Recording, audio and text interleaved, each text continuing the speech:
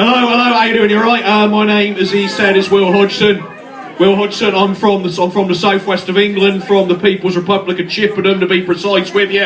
I've done a few things in my time. You're at Lush? Well, thank you ever so much.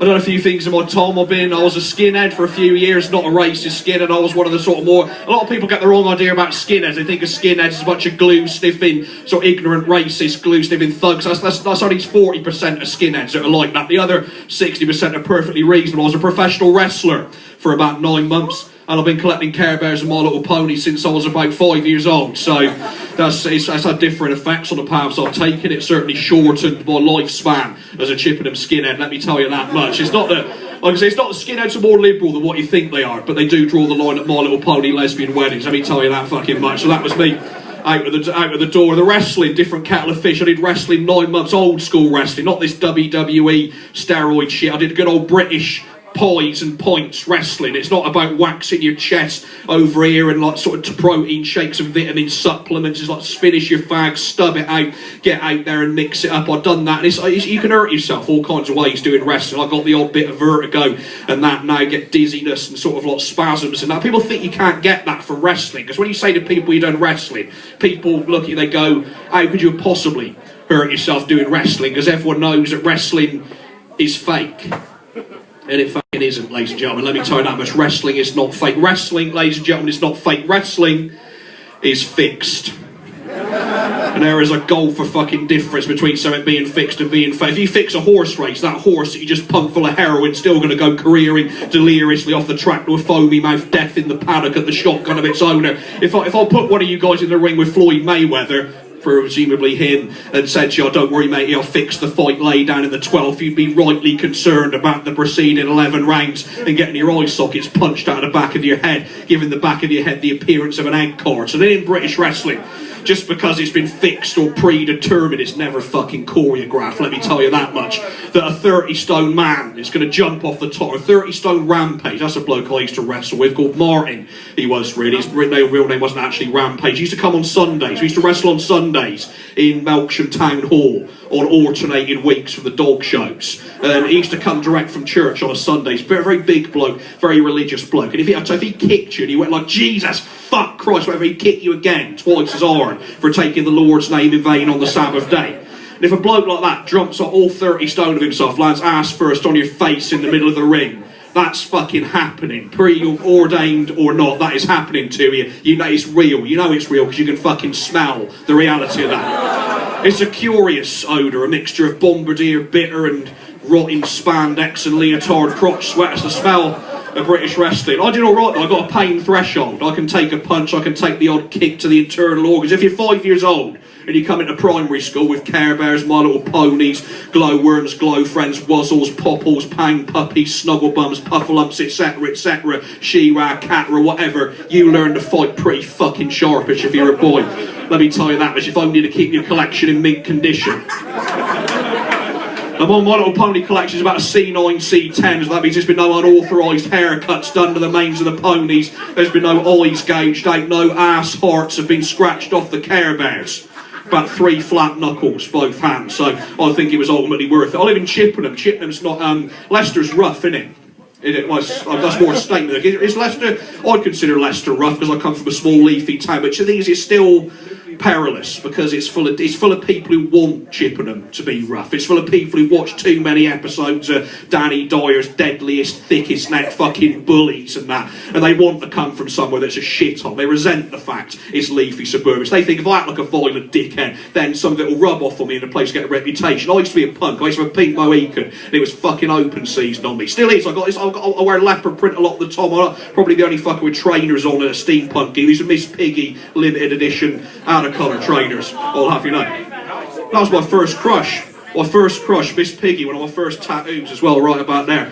See, I like big women, that's one of my things. Big, bountiful women, that's one of the things I like about the steampunks, the whole heaving bosom thing does it for me in a good way. You just took about 2 steps close to me right now. My dear, you have got the sort of chest you'd normally see mounted on the front of a pirate ship, fair play. The people that you say that, I'm breast fixed. I'm not going to make any lies about that, completely hopelessly breast fixated. People think, oh, that's fucking class. You're probably the sort of dickhead that you see in pubs flicking peanuts down the cleavage of barmaids and making these sort of motions while the barmaid's fantasising about jamming the Stella pump into your eye socket and pumping your skull full of watery semi-lager until what's left of your fucking brain dries.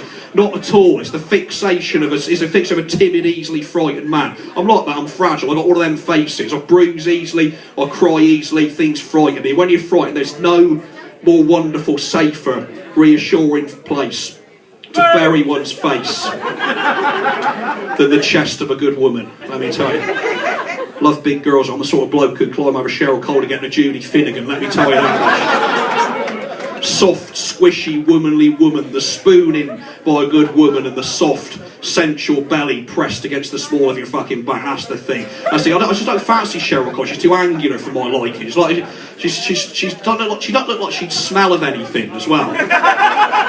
That's not terribly erotic. She don't look like she sweats or secretes anything. That's not a fucking woman. It's probably like a little PR bloke walking around spraying new car smell or something, just in case you smelt the odour of a working female vagina and had you like Disneyfication illusions. That fucking Disney. I'm the Reader's Wives generation, not the fucking Nuts magazine generation. It's fucking Disneyfication of naked women they got. I love all that stretch marks, cellulite, C-section scars. Fucking Reader's Wives didn't discriminate. There was a magazine that just thought, fuck it, we love naked women. Are you a woman? Are you of age? Are you naked? Got a photograph of yourself in the nuddy lent on a washing machine and that? They print it. It was real.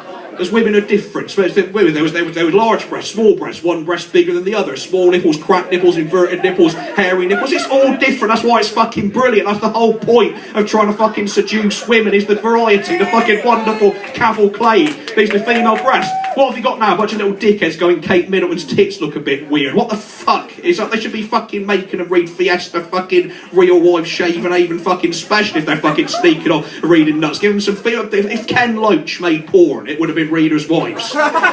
Kitchen sink realism. You can see when it's Ministry of Defence housing on there. You can see the record collection. You can see a bit of people's lives in the Reader's Wives photograph. You look at the record, you think this fucking ELO's greatest hits behind her ankle and her hand now. She looks more like a sort of jazz funk fan to me with that perm, but no, maybe it's her husband's. Who knows? Maybe she's got more eclectic taste. It's every page a fucking love story. But as I was saying, I don't like being fat myself though. I put on 3 stone for Weight Watchers. It's all at the front of me, so I'm not fat all over. From the back I look alright. I've got the back half of someone who looks after himself. It's not till I turn around, the full fucking horror foists itself upon people. I got the beer belly's the thing. Who's got a beer belly in here? Oh, you put your hand up in response to the beer belly thing as well. 24-year-old wife. 24-year-old wife. That's your 24-year-old wife. They don't have to look like your husband though. You're his 24-year-old wife. That must be the most fruitless bit of banter I've ever engaged with. I just misheard you, and that was it. You didn't even echo. You said a fact, I misheard it and repeated it. And for some reason, I'm still discussing it now. Women's bellies are different though. Women's bellies are nice, soft and squishy. Mine's solid. You can fucking bounce cannonballs off of mine. It's all clotted pie crust and congealed real ale up the front of me. It's a bit stick up. This is the worst bit as well. This shit here, the old snood of flesh round here. It's horrible. When it's the summertime, if you can imagine such a thing, this fucking Narnian winter the coalition have chucked us into. You can imagine sort of whether you'd want to take your kit off and walk around your flat in the nuddy. I can never do it. I'm never fully undressed. I've got a permanent scarf, a permanent turtleneck of just like every pie and point I've ever had choking me. Like I think I do like having breasts, so I do like having tits. So I have to call mine tits as well. I can't say moobs. That's one of those fucking words like banoffee that I refuse to say on principle. Tits is what I got. I used to show them. I used to walk around Chippenham with pink Mohican and like makeup and stuff. You get shit from like this. Basically, Chippenham's homophobe population. Do you get that for being steampunks as well? People go around saying, because the thing is, like people think it's Leicester's probably cosmopolitan though. People think you're gay in Leicester if you like form relationships with and have sex with people the same gender as you. Yeah. Now in Chippenham, people think you're gay if you've ever read a fucking book. That's what I was up against. Never done any prison time, never been part of a football hooligan gang. People think, I see the thing is, I I'm not gay, I like women, but I love gay people to bits because they just piss off everyone I don't like. It's fucking marvellous. They just annoy everyone that I fucking hate. The same pricks that bullied you at school, that flicked your fucking ear, that made you cry at your fucking pillow every night. The one thing, their biggest morbid fear in the world is male sodomy. What a beautiful thing it is. The best thing nature's ever invented after naked women is fucking male sodomy. Couldn't do it myself, but then, do you know what? I couldn't eat cabbage either. I don't like cabbage. I don't understand my girlfriend likes it. I can't understand how she does it. I don't hit her because she eats cabbage. Or fucking sell it cabbage. This thing, I don't hang around outside Tesco waiting for someone to come out with a thing of cabbage and kick the fuck out of her. Because the people that go, the more you do that, Will, the more we think you secretly would like to quite try eating cabbage. And you're trying to cover up for that fact. You don't see the thing. This is the, that's about me, that was about me, Tom, I think. I got the tattoos. He's tattooed. I got this arm because I've got Care Bear tattoos, and it's actually it's more meaningful to me than people think, because it's like people think of the Care Bears as who's political in here, who would describe themselves in some way political. Communists, anarchists. I do like the Pink Panther. I got a tattoo. It's a fucking shame if I don't, because I got a tattoo of him on me wrist there. So. I had a tattoo done. I've had tattoos done. I had a Simpson Stonecutters tattoo done on my left ass cheek, and the woman who done it goes, she goes, "You're a fan of the Simpsons then?" Like, no, I fucking hate it. I just want to I just want to make myself never able to look at my own ass in the mirror again. But it's I've got these Care Bear tattoos. I went into. Anyone been to Edinburgh? To the Edinburgh? Do you know what? I've got a bit of material that takes place in Edinburgh, regardless of whether you've been there or not. That I was gonna end on. So it's no point asking. I was going like, right. Or if I fucking go, I was getting some chipsticks, proper chipsticks, like sort of 89p, not chipsticks, 89p value ones. Then ones, it's like a bag of fucking firelighter size thing full of chipsticks. That's beautiful, nice bag at bedtime. Gives you that wonderful heartburn that starts in your fucking ear and works its way down your neck to your stomach and into your extremities. I went in there, there's this big guy, so I reached out, I got an armful of Care Bear tattoos. I got Barbara Windsor there, I got the 3 Care Bears there, Cookie Monster up there. Do you know what, the Cookie Monster one, I've got it done, so I can't look at it myself or turn my arm to show it to you. So that was 80 quid well fucking spent. But I was reaching to get the chipsticks. I've no jacket on. Shirt sleeves, this big fella, sort of like an escapee from an Irving Welsh novel, like I'd imagine Lexo out of the Train Spotting universe, just comes up and just goes, big fucking hand. I've got girl hands, brilliant for foreplay, not so great for like hod carrying and punching the fuck out of people in chip shops with. So I was turning my arm round, and he's looking at the tattoos, and I thought this is gonna be the day, to quote Don McLean, this will be the day that I get the shit kicked out of me and have a kidney removed. And he starts running his finger down there, and I'm like cold sweating, and he just goes, "Birthday bear. Is it no? Big man?" He said, "Call me big man." This guy's like a fucking neck on legs and a zip up. Can't I go, "This birthday bear, my missus got it for me for 30th. He goes, "Grumpy bear." Aye. I says, "Grumpy bear, yeah." He paused at Proud Heart Cat, the Care Bear cousin. Didn't say nothing, fair enough. It was one of the second, third line of toys, he may not have seen it. Then he goes, still got my wrist in a lock, and he goes, "Love a lot, bear." Eh? I said, "I ain't got love a lot, bear." He goes, "Aye, precisely. You no got fucking love a lot, bear." And his mates are behind him now, looking over at that David Bailey photograph of the crazy. He goes, "You also fucking chip this cunt Malky fucking gig." He goes, "How can you not fucking love a lot, bear? It's the figurehead of the fucking Care Bears."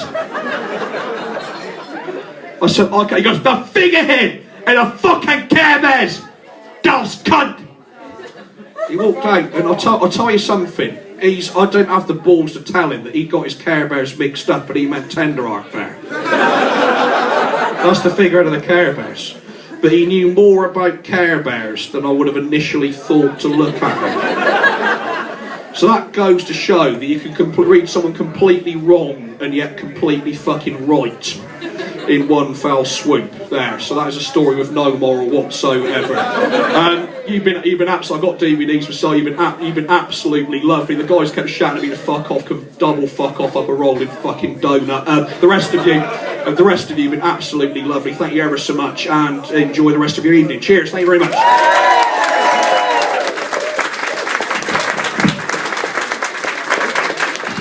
Wil Hodgson!